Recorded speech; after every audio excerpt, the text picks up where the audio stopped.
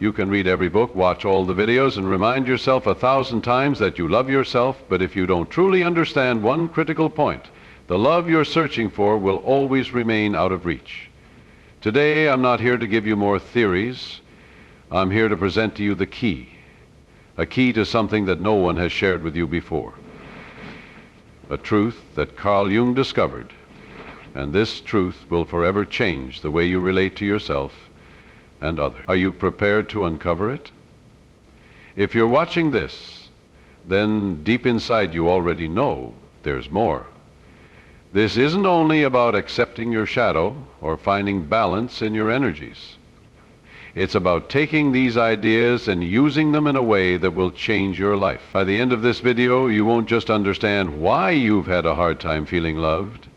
You'll leave with a clear, actionable strategy that will transform your relationship with yourself and, as a result, with everyone else around you. This isn't about abstract theory. It's about taking real action. Your relationships aren't random. What attracts you to others or what repels you from them is a direct reflection of unresolved things inside of you. Think back to the last person who made you feel something strong, whether it was love or anger. That person isn't just some random individual in your life. They're a mirror, reflecting something deep within you. Maybe you often find yourself drawn to people who make you feel insecure, or maybe you get frustrated by those who display traits you reject in yourself. Today, I'm going to show you how to use that mirror to reveal parts of yourself that are crying out for attention and healing. Because until you do this, you'll keep searching for love in all the wrong places. The real question isn't, why is this person behaving the way they are? The real question is, what is this person showing me about myself? The idea of the relational mirror goes much deeper than it seems.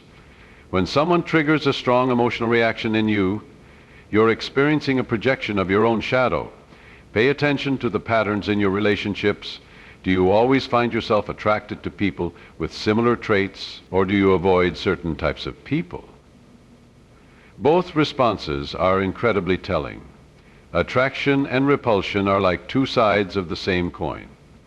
They both reveal something crucial about your inner world. When you feel drawn to someone, ask yourself, what qualities do I admire in them?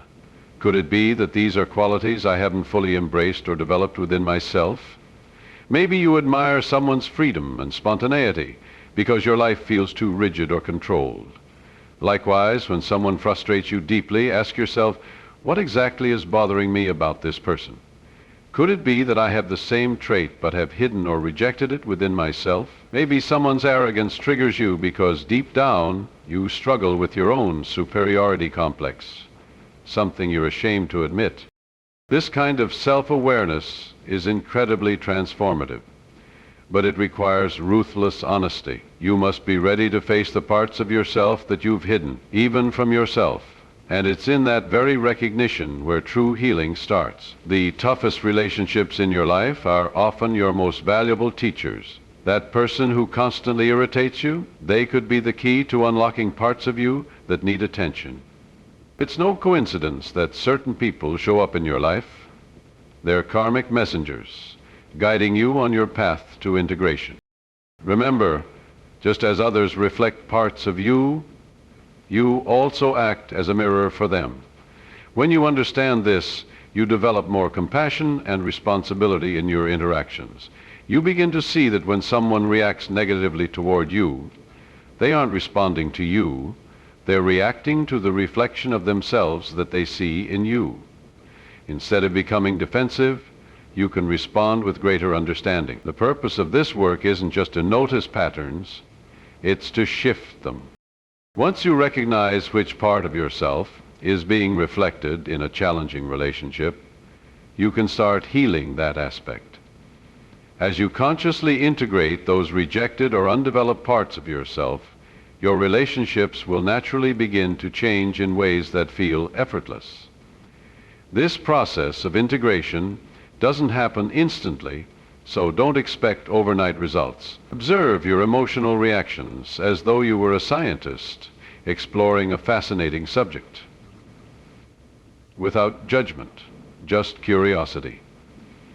Over time, you'll notice that the people who once triggered strong emotional reactions in you will no longer have the same hold over you. Healthier, more balanced relationships will begin to show up in your life. Instead of drawing people who mirror your wounds, you'll start attracting those who reflect the healed, whole version of yourself. You'll stop looking for in others what's missing within you. Instead, you'll create connections based on shared wholeness, not emotional dependency. True love can only happen after this process of self-discovery.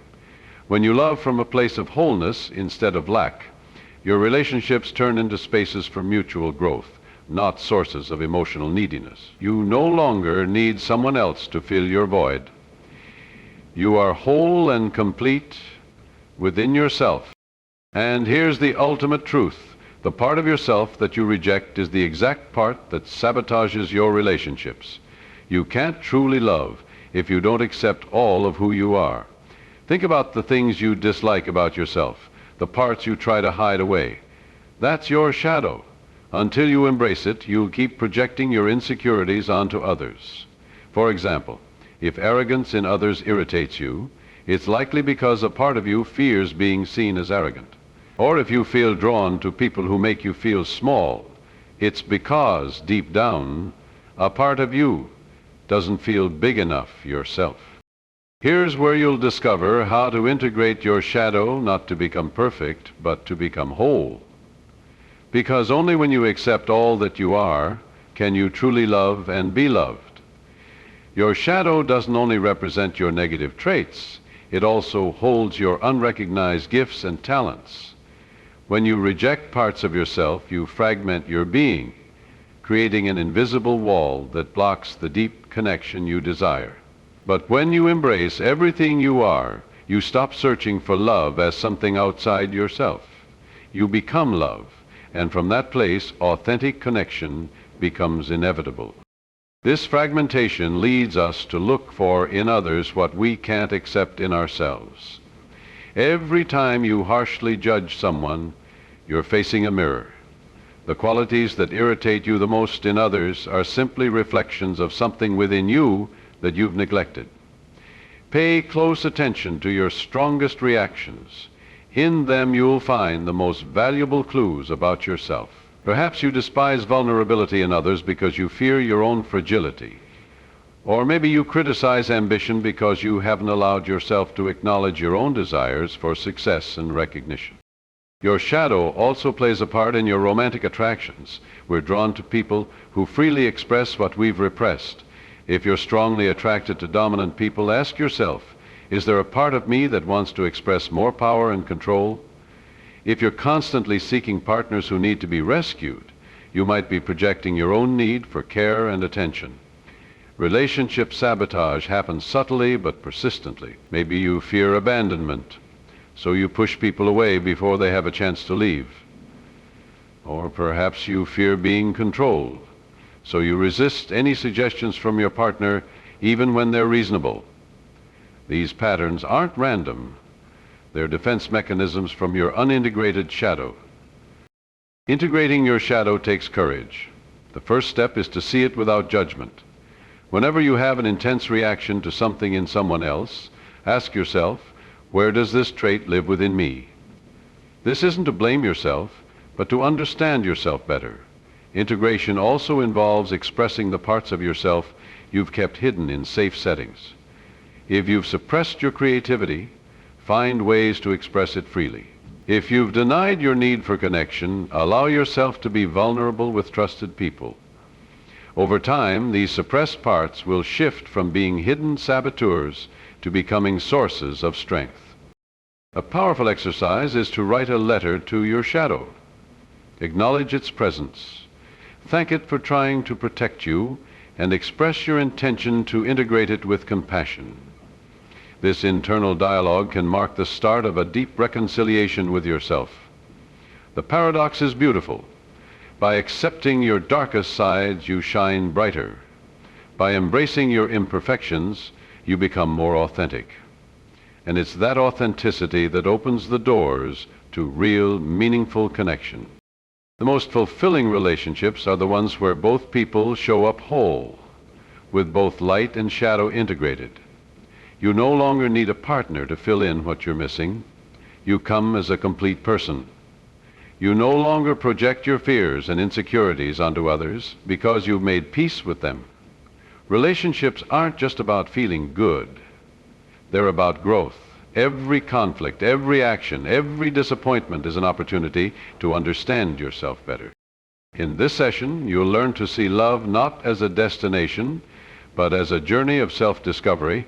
Until you understand this, you keep repeating the same mistakes. For instance, if you always find yourself in relationships where you feel abandoned, it's because there's an abandonment wound inside you that needs healing. If you constantly seek people who make you feel secure, it's because you don't feel safe within yourself. Here you'll discover how to use love as a tool for growth, not as a goal that leaves you frustrated. When we see love only as a source of pleasure and comfort, we miss its deeper transformative power. Relationships are life's most intense classroom, reflecting our inner world. Every person who enters, ChatGPT said, your life comes with a specific lesson. Until you learn it, the pattern will keep repeating itself. The faces may change, but the lesson remains. Relational patterns aren't accidents. If you look at your romantic history, you'll see recurring themes. Maybe you always end up with emotionally unavailable people, or perhaps you're always attracted to those you feel you need to save. These patterns are calls for self-reflection, pointing to wounds inside you that need to be seen. Attachment theory tells us that our earliest bonds shape patterns we carry into adulthood. If, as a child, you experienced love as inconsistent, you will unconsciously seek inconsistency in your adult relationships because that's what feels familiar, even if it's painful. Recognizing these patterns is the first step to changing them. The true purpose of love isn't just to make you happy, though happiness is certainly a lovely side effect. Its purpose is to reveal parts of you that otherwise might stay hidden. Intimacy is where your deepest fears, defense mechanisms, and unspoken desires come to light. Love isn't about finding the perfect person. It's about becoming someone who can love deeply, fearlessly, and consciously. When challenges arise in your relationship, the most valuable question isn't who's right, but what is this situation teaching me about myself? Maybe your overreaction to a minor comment shows a hidden insecurity. Or perhaps your constant need to control is actually masking a fear of abandonment. These insights, though uncomfortable, are treasures for anyone seeking to grow. Attractions, too, are powerful teachers. They draw us toward parts of ourselves that we haven't fully embraced. If you admire someone's sense of freedom, maybe you long for more freedom in your life. If you're fascinated by someone's creativity, it could be a sign that an artist within you is waiting to be set free. Your deepest attractions are not random. They are clues that guide you toward untapped aspects of your potential. While heartbreak can be excruciating, it offers an incredible chance for personal growth. When a relationship comes to an end, you have two choices. You can blame the other person and keep repeating the same patterns, or you can look inward and ask, what can I learn from this? The choice you make between these two responses decides whether you become resentful or wiser from the experience. Mature love doesn't seek perfection in a partner. It seeks shared growth. A relationship built on this understanding isn't only about individual happiness, but about mutual evolution. In this kind of bond, every challenge is viewed as an opportunity to grow, to break old limitations, and to heal together. Ironically, when you see love as a means for personal development, happiness arrives more deeply and sustainably. You no longer rely on perfect circumstances or an ideal partner to feel complete. Instead, you find fulfillment within yourself and in the meaningful connections you form with others. As you begin to understand yourself more deeply through the reflection that your partner provides, the transformation begins when you stop saying things like, I always end up with the same type of partner, and start asking, why do I keep choosing this type of partner? This shift in perspective allows you to reclaim your power. You're no longer a victim of fate or other people's actions. You become the conscious creator of your own relationship experiences. Accepting love as a path to self-discovery requires courage. You have to be ready to confront uncomfortable truths, question long-held beliefs, and let go of identities that no longer serve you. But the reward is immense. Genuine relationships, greater self-awareness, and the ability to love from a place of freedom, not from need. Why do you repeatedly find yourself in the same types of relationships? The answer lies in your subconscious. The patterns that seem to repeat are not mere coincidences. They are signs pointing to something within you that needs healing. For instance, if you're always drawn to people who cause you pain, it's likely that there's an unresolved emotional wound waiting to be addressed. If you always seek validation from your partners, it may be because part of you feels unworthy or invisible. Today you will learn to recognize these patterns and break free from the cycle, enabling you to form healthier, more conscious relationships. Until you do, you will continue attracting relationships that leave you feeling unfulfilled. Toxic relationship patterns work like invisible cycles, repeating with uncanny consistency in your life. You might change partners, but the underlying dynamic remains unchanged. This isn't a curse or bad luck. It's the result of deeply ingrained subconscious programming that influences your choices without you even being aware of it. These subconscious patterns often originate in childhood, when you first learned what love meant and how relationships function. If you grew up in an environment where love was given only when you performed well, you may find yourself always seeking approval in your adult relationships. If affection in your past was paired with criticism, you might feel oddly comfortable in relationships filled with conflict. The well-known saying, "What's familiar feels safe," explains why we tend to repeat unhealthy relationship patterns unconsciously. Your brain is wired to seek what it knows, even if that known is painful. This is why many people leave one toxic relationship only to find themselves in another that is eerily similar. The first step in breaking these patterns is developing self-awareness. Look at your relationship history as if you're watching a movie. What recurring themes stand out? Do you constantly feel abandoned? Are you drawn to emotionally unavailable people? Do you lose your sense of self in relationships? These repeated patterns aren't coincidental. They are clues pointing to deeper emotional wounds. Behind every toxic pattern lies a limiting belief. For example, if you constantly attract people who betray you, deep down you might believe you don't deserve loyalty. If you often find yourself in relationships where you feel controlled, it could be because you subconsciously think you're incapable of taking charge of your own life. These beliefs act like invisible magnets, drawing in experiences that confirm them. Neuroscience tells us that these patterns are not only psychological but neurological as well. Through repetition, you form strong neural connections. Breaking these circuits requires sustained awareness and the intentional creation of new experiences that challenge your habitual patterns. A helpful exercise is to identify your emotional triggers, those situations that elicit exaggerated responses. Perhaps a small delay from your partner triggers a deep fear of abandonment, or maybe a casual remark about your appearance stirs up an insecurity. These triggers offer insight into your core wounds. Healing starts when you take responsibility for your patterns. This doesn't mean blaming yourself, but acknowledging your role in creating and maintaining these cycles. As long as you see yourself as a victim of circumstances or the actions of others, you'll remain stuck in repetition.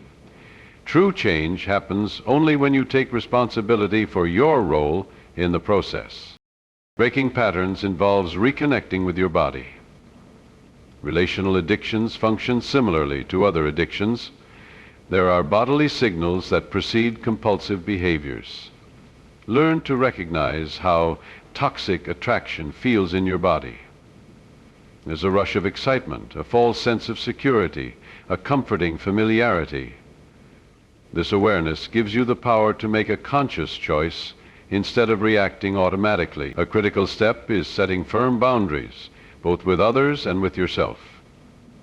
If you tend to lose yourself in relationships, create practices to stay connected to who you are. If you're attracted to people with narcissistic tendencies, be clear about which behaviors you won't accept. Boundaries are acts of self-love that disrupt self-sabotage. Real transformation occurs when you choose the new, even when it feels uncomfortable at first. If you've always been drawn to drama and intensity, a calm, stable relationship might seem boring initially. This discomfort is normal. You're creating new neural pathways, new ways of relating to others. Remember, breaking patterns isn't a one-time event, but an ongoing process. There will be moments of setback, temptations to return to the familiar. Each time you recognize the pattern and choose differently, you strengthen your new path. Neuroplasticity works in your favor. With every new choice, you're rewiring your brain. The ultimate goal isn't relational perfection, but awareness that allows you to choose freely. When you're no longer a slave to unconscious programming, you can create relationships that reflect who you are now, not the wounds of your past. You can love not out of need or deficiency, but from a place of wholeness and freedom. Authentic love isn't something you find, it's something you create. When you love yourself unconditionally, love stops being something you search for and becomes something you embody. This shift changes everything, because until you understand this, you will keep seeking outside yourself for what can only be found within. Love isn't something you give or receive, it's something you are. And when you live from this truth, your relationships stop being a source of pain and become an expression of who you are. Love is not a destination, it's a journey. We've been taught that love is something external, a force that comes to us if we're fortunate. This romantic notion, while beautiful, places us in a passive, dependent position. We wait to be chosen, seen, and loved. But this perspective distorts the true nature of love. Authentic love arises from within, like a spring, not something you extract from another person. When you rely on others for love, you create a cycle of perpetual lack. Like a leaky vessel, you'll never truly be able to fill yourself. Love that comes from others is always temporary, conditional, and limited by the capacity of another person. The paradigm shift occurs when you realize that you are the primary source of your own love. You don't need permission to love yourself. You don't need to meet certain conditions. Self-love isn't a reward for being enough. It's your birthright, your natural state.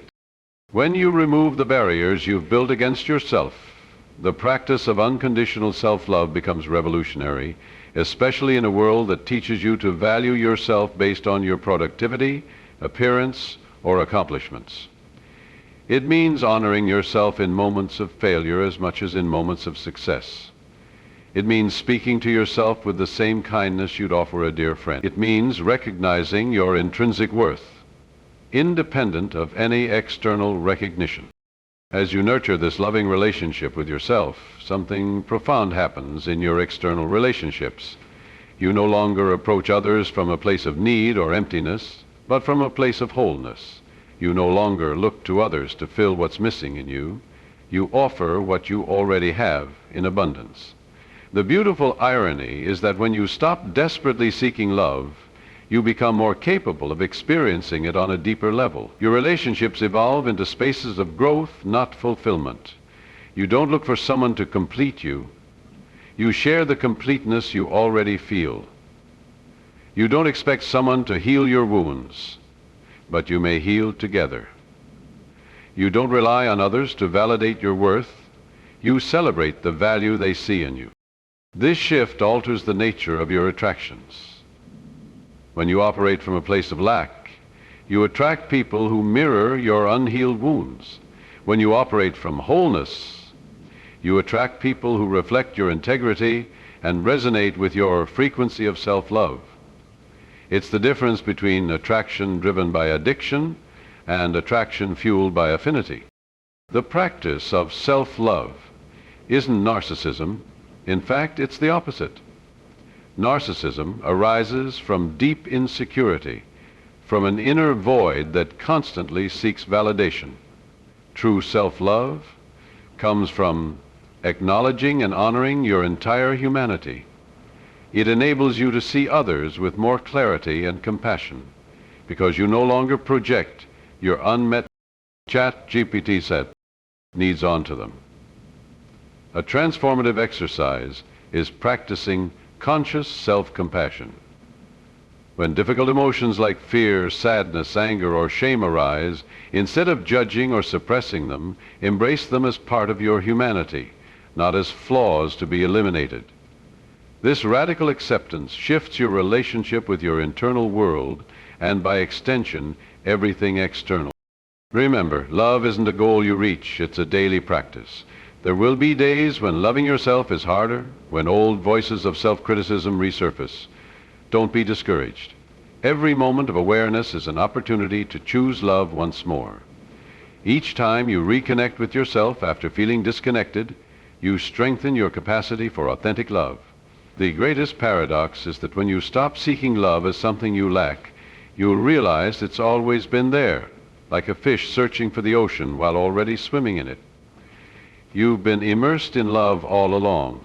Your task isn't to find it. It's to recognize it, to allow it to flow first toward yourself and then outward to everything around you. This is the secret that mystics and sages have shared for centuries. Love isn't something you do, it's something you are.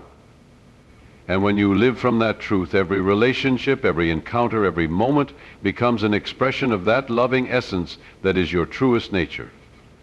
Love isn't a prize you receive for being enough. It's a state that arises when you fully accept yourself, light and shadow alike. No one will love you as deeply as you can love yourself. And that's the key. When you understand this, love stops being a quest and becomes an expression of who you are.